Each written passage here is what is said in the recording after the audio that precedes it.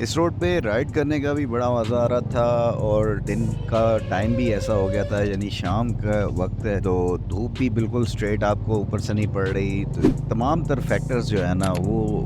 صحیح بائک جو ہے نا دوڑانے کی طرف اشارہ کر رہے تھے۔ بہرحال اب ہماری جرنی بھی عطا آباد ٹنل کے قریب پہنچ گئی، اور یہ لیفٹ سائڈ پہ اگر آپ جا رہے ہو اسی روڈ پہ پرانی جو شاہراہ ریشم ہے وہ بھی نظر آتی ہے، تو وہ بھی آپ کو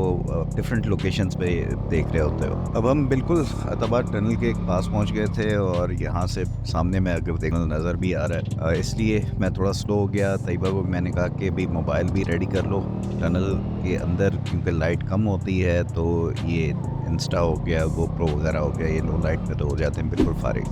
تو اس کا رزلٹ تو بالکل فارغ رہے گا۔ آپ موبائل سے بھی بنانا تو وی ول سی کہ اگر کوئی ایسی ویڈیو بن سکتی ہے جو یوز کر سکیں ہم، تو پھر دیکھ لیں گے، اور ایک کمپیریزن بھی ہو جائے گا کہ موبائل سے بنائی ہوئی ویڈیو اور ان کی ویڈیو ان میں کتنا فرق رہتا ہے۔